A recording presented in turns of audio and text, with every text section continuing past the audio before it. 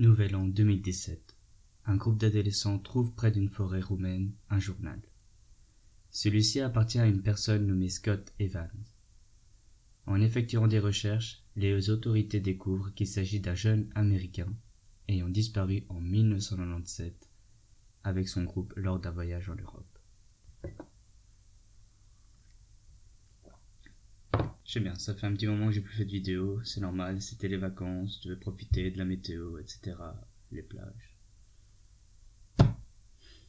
Bref, maintenant qu'on a fini avec les retrouvailles, elles sont assez courtes, je sais, on peut commencer l'histoire. L'histoire commence à Londres en 1997, le 2 janvier. On retrouve Scott Evans, les frères Johnny et Daniel Smith, Tiffany Anderson, la petite amie de Johnny, et les frères et sœurs David et Angela Goodson. Pour ceux qui ont une petite mémoire, voici une image qui permet de retrouver un peu tout le monde. Après un trajet par Paris et Amsterdam, ils arrivent à Berlin. Le but en fait du voyage, c'est vraiment de faire le tour de l'Europe. Scott raconte qu'il vient de faire connaissance avec une fille nommée Anna, une jeune Roumaine. Cette dernière retourne en Roumanie et le groupe lui propose donc de l'accompagner. Le voyage continue, ils passent par Vienne, et là Anna leur conseille d'acheter des affaires de camping, car il est plus difficile de trouver des hôtels dans l'est de l'Europe. Le groupe décide ensuite de marcher jusqu'en Roumanie. Après être passé en Hongrie, sans vraiment savoir où ils étaient, ils arrivent enfin chez la tante de Anna. Le soir venu, Anna raconte des histoires locales, et une d'elles attire la curiosité de Scott, celle de la forêt de Hoia Bacayou. On raconte que personne n'ose s'y aventurer, même de jour, et que les personnes étant allées là-bas ne sont jamais revenues. Scott trouve qu'il serait intéressant d'y faire un tour. Pas très intelligent, Scott. Néanmoins, le groupe décide donc de visiter cette forêt malgré les avertissements d'Anna. Faut savoir qu'Anna, elle décide vraiment pas de les accompagner. Au départ, tout se déroule comme un séjour de camping normal. Les mauvaises choses arrivent vraiment au moment où Tiffany et Angela décident de se séparer du groupe pour parler de choses entre filles. Après avoir entendu un long moment, Johnny, qui est le petit ami de Tiffany, s'inquiète et part à leur recherche. Daniel et David, suivis de Scott, se lèvent très vite pour vite le rattraper, mais trop tard, impossible de retrouver Johnny. Le lendemain, Scott raconte qu'il y a vraiment un problème avec l'endroit. Ils ont entendu des rires d'enfants au loin, et lorsque les trois garçons répondaient, le silence revenait. Ils décident de sortir de cette forêt en prenant une seule direction. En fait, Scott dit que la forêt est assez petite, et alors du coup, s'ils continuent à marcher dans une seule direction tout le temps, ils arriveraient à s'en sortir.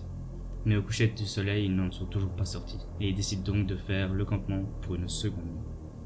Le lendemain, David trouve le corps de Johnny, nu et couvert de blessures.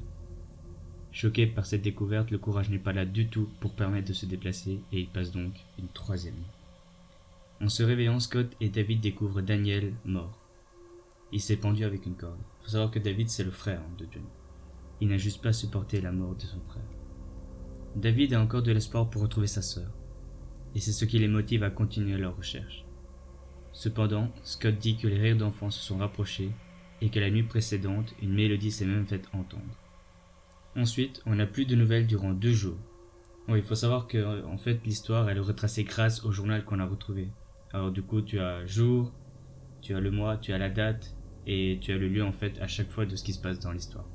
Et enfin, Scott écrit que David a disparu, qu'il n'a pas pris de nourriture, qu'il est juste parti.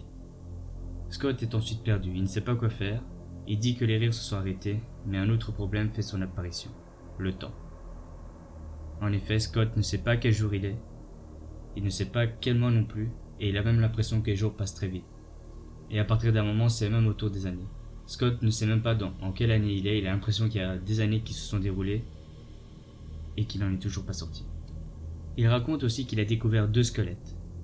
Il pense d'abord qu'il s'agit de Tiffany et Angela, mais il dit que c'est impossible parce que les corps sont déjà décomposés alors que il sent que ça fait pas assez longtemps pour que les corps se soient décomposés. Mais en observant de plus près, il découvre justement la bague de Tiffany.